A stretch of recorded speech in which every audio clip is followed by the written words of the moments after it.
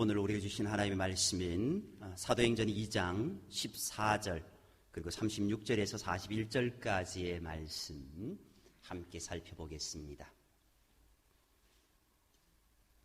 사도행전 2장 14절 말씀 그리고 36절에서 41절까지의 말씀, 하나님의 말씀 제가 받들어 봉독하겠습니다. 베드로가 11 사도와 함께 서서 소리를 높여 이르되 유대인들과 예루살렘에 사는 모든 사람들아, 이 일을 너희로 알게 할 것이니 내 말에 귀를 기울이라. 그런즉 이스라엘 온 집은 확실히 알지니 너희가 십자가에 못 박은 이 예수를 하나님이 주와 그리스도가 되게 하셨느니라 하니라. 그들이 이 말을 듣고 마음에 찔려 베드로와 다른 사도들에게 물어 이르되 형제들아, 우리가 어찌할꼬 하거늘. 베드로가 이르되 너희가 회개하여 각각 예수 그리스도의 이름으로 세례를 받고 죄 사함을 받으라. 그리하면 성령의 선물을 받으리니 이 약속은 너희와 너희 자녀와 모든 먼데 사람 곧 우리 주 우리 하나님이 얼마든지 부르시는 자들에게 하신 것이라 하고, 또 여러 말로 확정하며 권하여 이르되 너희가 이 패역한 세대에서 구원을 받으라 하니, 그 말을 받은 사람들은 세례를 받음에 이날에 신도의 수가 3,000이나 더하더라. 아멘. 이 시간 김인혜 학생 특송으로 하나님께 영광 돌리겠습니다.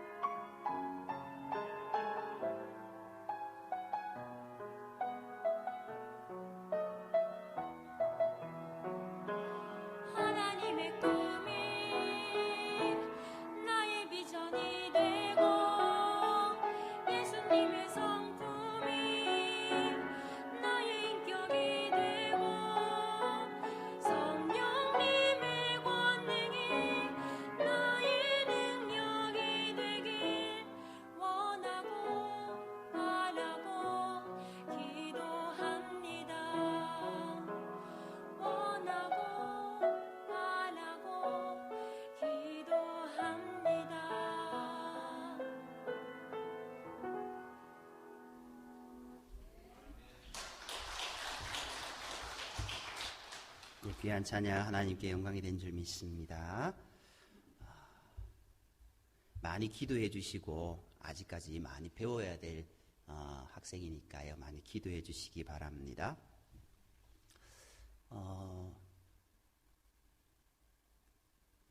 카피라이트 이시연의 책 짜릿하고 따뜻하게 중에 그 책 중에 이런 구절이 있습니다. 우리가 많이 경험했던 이야기들입니다. 자동차에는 라디오가 있어야 됩니다. 학급에는 오락 부장이 있어야 합니다. 교실 칠판에는 떠드는 사람이 있어야 합니다. 혹은 오늘의 당번이 있어야 합니다. 커피에는 향이 있어야 합니다. 휴대폰에는 잊히지 않는 번호가 있어야 합니다. 비 오는 날에는 부침개가 있어야 하고 하굣길에는 떡볶이가 있어야 합니다. 소풍에는 김밥과 사이다가 있어야 합니다. 달력에는 휴일이 있어야 하고 기념일이 있어야 합니다. 옛일에는 추억이 있어야 하고 오늘에는 환희, 내일엔 희망이 있어야 합니다. 엑셀러레이터에는 브레이크가 있어야 하고 무너짐에는 재건축이 있어야 합니다. 이처럼 십자가에는 부활이 있어야 합니다. 성도의 손에는 성경이 있어야 하고 복음이 있어야 합니다. 그리고 복음에는 회개가 있어야 하고 죄사함도 있어야 합니다. 더 나아가 구원도 있어야 합니다. 그리고 이 복음의 능력은 저에게도 있고 여러분에게도 있어야 될 줄 믿습니다. 오늘 말씀은 주의 복음이 전파되고 퍼져나가는 역사에 대해서 이야기하고 있습니다. 그 시작은 성령의 충만함을 받은 베드로의 설교로부터 시작되고 있습니다. 베드로는 두려움을 이기지 못했던 사람입니다. 목숨을 부지하기 위해 예수님을 3번이나 부인했었습니다. 그랬던 그가 담대하게 많은 사람들 앞에서 자신을 드러내고 있습니다. 그동안 유대인을 지배했던 권력 구조가 바뀐 것이 아닙니다. 여전히 로마의 영향력에 있습니다. 베드로 자신이 오히려 바뀐 것입니다. 예수님의 부활이 그를 바꾸었던 겁니다. 주님의 부활과 성령 강림을 직접 체험한 베드로는 담대하게 현재 일어나고 있는 성령의 역사에 대해 궁금해하는 사람들에게 자신이 직접 이 모든 것에 대해 설명을 하겠다라고 말하고 있는 겁니다. 베드로가 거명한 유대인들과 예루살렘에 사는 모든 사람들 중 분명히 성령 강림의 사건을 폄하하는 이들도 있었습니다. 그렇기에 베드로는 두려울 수도 있었습니다. 그러나 이들을 향해 설교할 때 이미 베드로는 혼자가 아니었습니다. 11사도와 함께 서서 소리를 높여 설교했던 겁니다. 함께 주님의 사역을 목격하고 함께 전도하며 부활의 기쁨과 성령 강림의 역사를 체험한 이들이 함께 외쳤을 때 복음은 더욱 강렬하게 전달되었습니다. 설교 이후 어떤 일이 벌어졌습니까? 3,000명의 사람이 주님 앞으로 돌아오는 큰 역사가 일어났지 않습니까? 예수님과 동행하던 베드로의 모습을 보면은 그의 다혈질적인 성격만큼 적극적인 사람이었습니다. 그러나 예수님의 체포를 목격하고는 지극히 소극적인 사람이 되고 말았습니다. 그랬던 그가 이제 많은 사람들 앞에 서게 되었습니다. 그저 가만히 낮은 목소리로 숨죽이듯이 자신을 가리켜 말하는 것이 아니었습니다. 이제 당당하게 서서 큰 소리로 설교하고 있습니다. 복음은 자동적으로 전해지지 않습니다. 누군가가 서서 큰 소리로 전해야 됩니다. 한 번 외치는 것으로 충분하지도 않습니다. 예수님과 그 가르침에 대하여서 하나님의 사랑에 대해서 여러 번 전해야 할 때가 있습니다. 오늘 우리를 보면 잘 알지 않습니까? 수십 년, 수백 번, 수천 번, 수만 번 주님의 말씀을 읽고 듣고 그것을 깨닫지만 여전히 이전의 삶으로 돌아가는 우리를 발견하지 않습니까? 오늘 본문의 사람들은 베드로의 담대한 설교를 듣고 마음에 찔립니다. 그들은 마음에 격하게 충격을 받았습니다. 무엇이가 통렬하게 관통을 하는 충격이 베드로의 설교를 통해서 느껴진 겁니다. 그리스도이신 예수를 몰랐던 회환, 죽음에 이르게 한 폭력성이 양심의 가책과 더불어서 그들의 마음 중심에 몰려들었던 겁니다. 예수님의 사역과 부활에 대한 베드로와 제자들의 증언을 들은 사람들은 이제까지 자신들의 생각이 결코 올바르지 않았음을 통감했습니다. 그래서 마음에 찔림이 있었던 겁니다. 베드로의 설교를 들은 그들의 반응 어떻습니까? 어찌할꼬 엉엉 울면서 우리가 할 말을 잊은 듯한 그 모습이 이들의 모습이 아닙니까?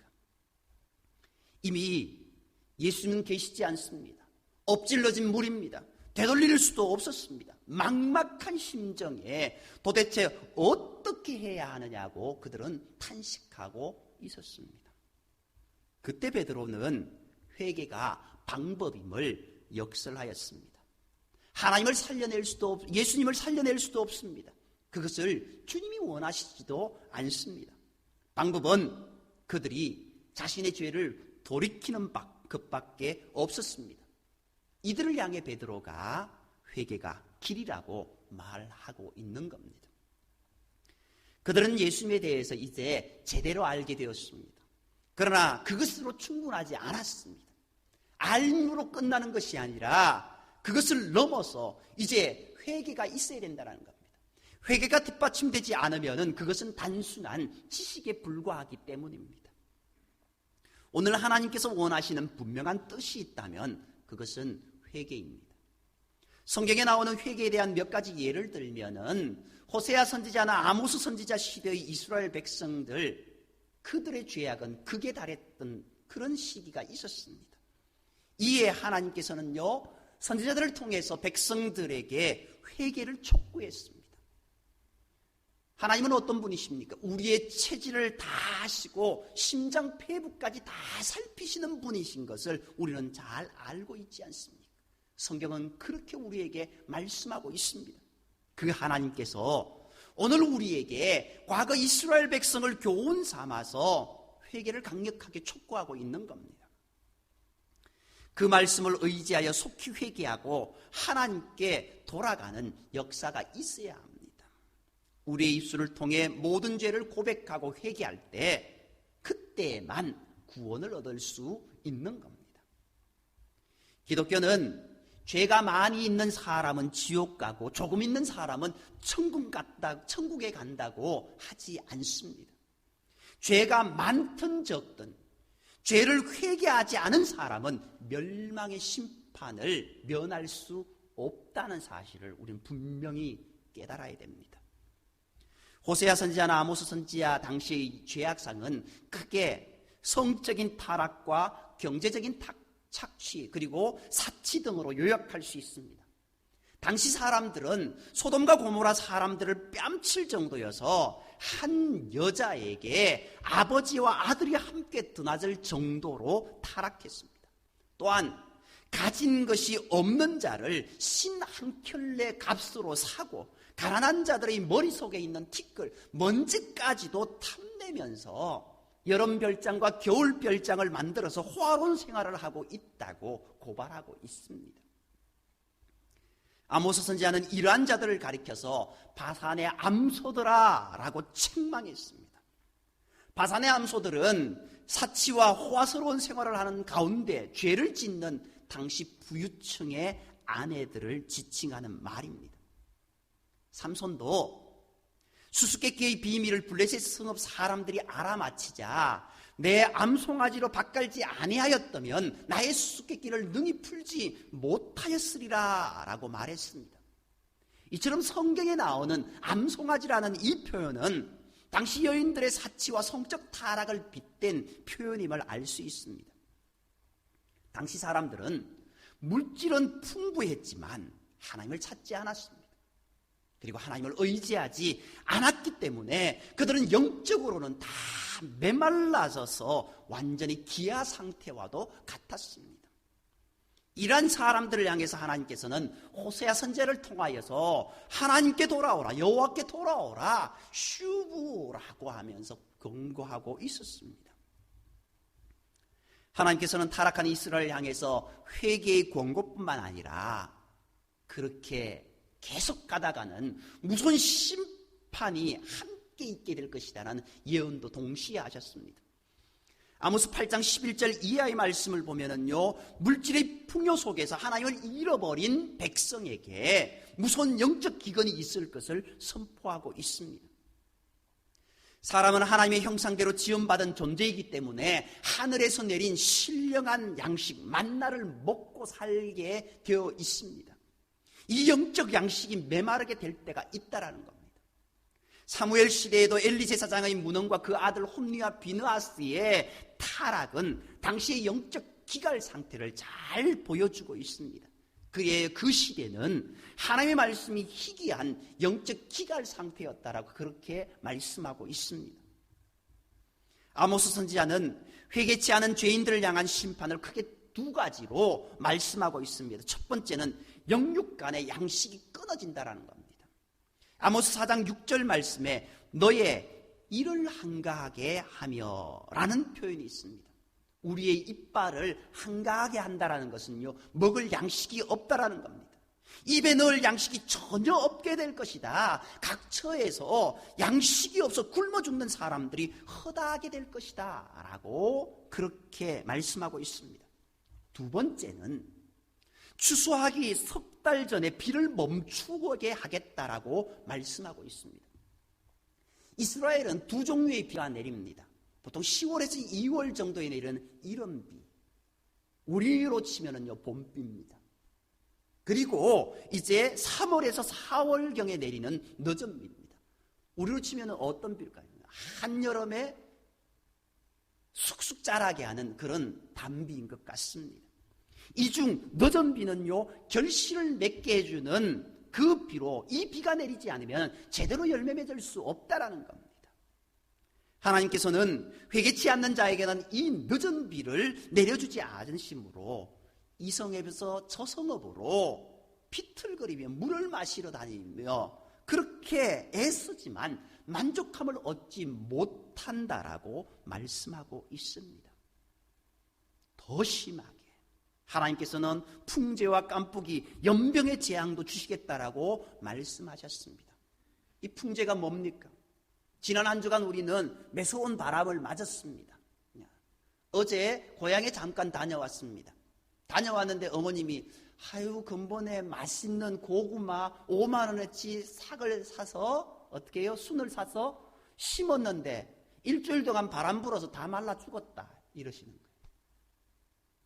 가장 쉬운 풍재인 것 같습니다. 어떻게 해요? 바람으로 인해 입는 피해입니다. 곡식이 까맣게 타 죽는 재앙입니다. 깐풍기 재앙은요, 식물이 빨갛게 물들어 말라 죽는 것을 말합니다. 나아가 아모스 4장 10절 말씀을 보면은요, 연병을 보내 집집마다 죽음이 있겠다라고 경고하고 있습니다. 회개하지 않을 때 이런 무시무시한 일들이 일어난다라는 겁니다. 그러나 우리가 하나님 앞에서 회개할 때 하나님은 우리에게 임할 모든 어려움, 모든 문제를 다 걷어가시는 분이신 줄 믿으시기 바랍니다. 오늘 본문은요, 이 회개를 위한 외침을 이야기하고 있습니다.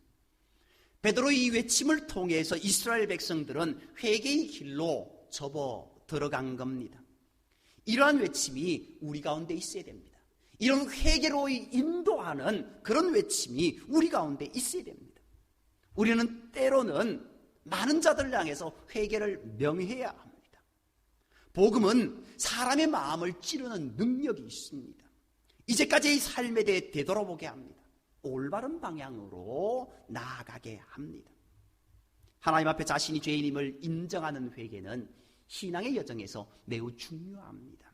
그러나 그것만으로 하나님의 백성으로 인정받는 것이 아닙니다. 하나님의 백성으로, 천국 백성으로 완성되는 것이 아니다라는 겁니다. 세례를 통해서 주님과 하나가 되었음을 확정해야 됩니다. 이 세례는 육적 세례가 아닙니다. 영적 세례입니다. 성령의 충만함을 통해서 늘 주님과 동행하는 삶을 살아가야 합니다. 그리고 비로소 신도라는 명칭이 부여됩니다. 오늘날로 치면은 어떤 말일까요? 우리가 성도님이라고 이렇게 이야기합니다. 교회 속에서 가장 중요한 명칭이 어떤 명칭일까요? 가장 귀한 명칭이 어떤 명칭일까요? 성도입니다. 거룩한 사람, 거룩한 우리. 그런데 성도님 했다고 나 집사인데, 나 권사인데, 나 장로인데, 나 목사인데 아닙니다. 그 직책보다 더 귀한 명칭이 성도라는 명칭이라는 겁니다. 물론 그 직책은 일하라고 준 겁니다. 그것 때문에 상처받지 마시기 바랍니다. 오늘 우리가요, 이 성도의 그 인치심을 받았다라는 겁니다. 거룩한 성도. 거룩한 성도라는 것은 이제는 하나님의 백성이다라는 그 의미와 일맥상통합니다. 죽음을 이기고 새로운 생명에 대한 소망을 회복한 이들에게 붙여진 이름이 바로 성도요, 신도라는 겁니다. 오늘 우리에게 이러한 은혜가 있기를 원합니다. 그리고 베드로의 외침이 있기를 원합니다. 베드로가 서서 큰 소리로 설교하는 동시에 다양한 방법으로 주의 복음을 전합니다. 그는 게으르지 않았습니다. 오늘 본문을 보면 이제 40절 말씀에 어떻게 이야기하고 있습니까? 또 여러 말로 확정하며 권하여 이르되 라고 이야기하고 있습니다. 그냥 단순히 한 번 외치지 않았습니다. 여러 말로 확정했다라고 이야기하고 있습니다. 여러 말로 권했다라고 이야기하고 있습니다. 우리가요, 전도 좀 했다라고 합니다. 전도하는데 도무지 안 넘어오더라, 도무지 안 오더라 이야기합니다. 물론 베드로는요, 오늘 이 한 말로 3,000명이 일어났지만 한 말이 아니었다라는 겁니다. 한 번의 설교가 아니었다라는 겁니다. 한 번의 설교일지라도 여러 말로 예수 그리스도를, 하나님을 확정하며 선포했다라는 겁니다. 3,000명이나 복음을 받아들이는 것은요, 한순간에 아무런 노력이나 시간도 걸리지 않고 이루어지는 일이 아니라는 겁니다. 한순간에 이루어지는 일은 어찌 보면은 하나님의 방법이 아닐 수 있습니다. 만약 손가락 하나만 까딱해도 믿게 되는 일이 복음의 원리에 합당했다면은 예수님이 강제로 그렇게 하셨을 겁니다. 그러나 스스로 주님을 생명의 주인으로 고백하는 것이 중요하다는 겁니다. 그렇기에 이를 위해서 베드로는 노력을 아끼지 않았습니다. 이를 위해서 예수님이 우리를 위해 십자가를 지셨던 겁니다. 구원에 이르기까지 설명하고 설득했습니다. 구원은 인간의 무관심했던 것에서도 올 수 있습니다. 유대인들은 그리스도를 기다렸습니다. 그러나 그들은요, 예수님이 오셨지만 무관심했습니다. 인식하지 못했습니다. 받아들이지 못했습니다. 예수님이 그리스도이신 것을 알지 못했습니다. 그토록 기다리고 소망했던 그리스도가 자신들이 십자가에 죽기까지 방치한 예수님인 것을 알지 못했습니다. 그래서 베드로가 일깨워주고 있는 겁니다. 도대체 어찌해야 하냐고 묻는 이들에게 베드로는요, 회개할 것과 세례를 받을 것을 말합니다. 이 의무를 행할 때 하나님은 죄를 용서하시고 성령을 허락하십니다. 두 가지 복입니다. 많은 이들이 복을 구합니다. 세상을 살면서 그저 그다지 바라는 것이 없다고 말하는 사람들도 이 조건을 들어보면은요, 복 아니고는 어림없는 경우가 있습니다. 베드로의 설교를 듣기 전까지 유대인들에게는요, 그리스도라는 자신들이 기다리던 구원자가 어쩌면 큰 복이었을 겁니다. 현재의 구원과 안녕을 보장해 주었으니 그들에게 있어서는요, 어쩌면 그것이 큰 복이었습니다. 그러나 자신들이 핍박했던 예수님에 대해서 다 듣고 난 후 그들은요, 오히려 어찌해야 할 것인가 혼란스러웠습니다. 베드로는 이들 향해서 회개를 외치고 있는 겁니다. 그들의 모습들, 잘못된 것들을 회개하라고, 고백하라고, 그리고 예수님을 믿으라고. 유대인들의 복 중에 하나인 그리스도가 바로 예수님인 것을 분명히 하고 있는 겁니다. 그리고 그 예수님께 잘못된 모든 것들을 회개하라는 겁니다. 그리고 주님을 모셔드리라는 겁니다. 그 회개한 영혼이 예수님을 나의 구주로 모셔드릴 수 있는 겁니다. 우리의 마음 중심에 온갖 오불로 가득한데 어떻게 주님을 모셔드릴 수 있습니까? 두 주인을 섬기지 말라고 했는데 어찌 세상과 주님을 함께 섬길 수 있겠습니까? 오늘 진정한 복이 무엇입니까? 회개 이후 세례를 받고 성도의 반열에 오른 사람들에게 주님에게는요, 죄의 용서와 선물이라는 성령을 주셨다라는 겁니다. 이것이 복입니다. 죄로 인해 죽을 수밖에 없던 인생들이 이제 죄 사함을 받게 되었습니다. 더 나아가 주님께서 성령을 선물로 주셨습니다. 성령이라고 하니까 좀 모호하죠. 그런데요, 성령은 어떻습니까? 예수님 대신 오신 하나님이다라는 겁니다. 쉽게 말해서 하나님이 나와 함께 하신다라는 겁니다. 그것이 가장 큰 복이지 않습니까? 우리가 천국에 왜 갑니까? 하나님과 함께 영화로운 모습으로 살기 위해서 천국 가기 위해 그렇게 애쓰는 것 아닙니까? 천국에서 많은 것을 누리기 위해서요. 그것도 맞을 수도 있습니다. 그러나 그것이 다가 아니지 않습니까? 하나님과 동행하는 것, 하나님과 함께 있는 것이 가장 큰 복이라는 사실을 우리는 깨달아야 됩니다. 오늘 우리는요, 우리의 입술을 통해서 예수님은 나의 구원자이십니다. 그리고 그분을 믿을 때 영원한 생명과 구원을 받습니다라고 증언해야 될 줄 믿습니다. 우리가 어찌할꼬 탄식하는 사람들 향하여서 그렇게 외칠 때 그들이 이 예수 그리스도를, 우리의 생명 되신 주님을 믿을 수 있게 되는 겁니다. 이러한 은혜가 우리 가운데 있기를 원합니다. 이러한 역사는요, 처음에는 어떻게 됩니까? 들음에서 일어납니다. 쉐마 이스라엘, 들으라 이스라엘이라고 말하고 있지 않습니까? 그리고 그 들음은 다시 외침으로 이어집니다. 듣는 것은 단순히 듣는 것으로 끝나지 않습니다. 들은 것을 그대로 전해야 하는 의무가 있다라는 겁니다. 우리는 그런 개념이 없습니다. 그러나 히브리인들의 개념은 그렇습니다. 들었으면 전해야 된다라고. 들었으면 전해야 된다라고. 우리가 복음을 전해 들었으면 복음을 전해야 됩니다. 복음을 가졌다고 한다면 복음을 나누어야 됩니다. 그것이 히브리인들의 사고입니다. 그런데 오늘 우리는 어떻습니까? 그것까지는 아니다라는 겁니다. 소리 높여 복음을 전해야 됩니다. 그래야 이러한 외침을 통해서 깨달음이 일어나고 믿음으로 하나님의 은혜의 자녀가 되는 모습이 나타나게 된다라는 겁니다. 이것이 사도행전의 역사입니다. 오늘 우리가 사도행전 29장을 써내려간다라고 이야기하고 있습니다. 근데 과연 사도행전 29장의 역사가 무엇이냐라는 겁니다. 사도행전은 성령의 역사입니다.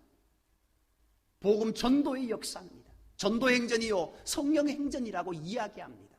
성령 받아서 무엇 하시려고요? 내가 잘 살려고요? 아닙니다. 성령 받았기 때문에, 그 복음을 받았기 때문에 전해야 되는 것이고, 그 복음이 전해지는 곳곳에 하나님의 사람이 일어나고 생명의 역사가 일어나는 것, 그것이 하나님이 바라시는 모습이고 우리가 행해야 될 일이라는 겁니다. 오늘 저와 여러분에게 이러한 모습이 있기를 바랍니다. 오늘 베드로가 일어나서 담대히 외친 모습이 그 모습이었습니다. 그 모습을 통하여서 3,000명의 역사가 일어나게 되었습니다.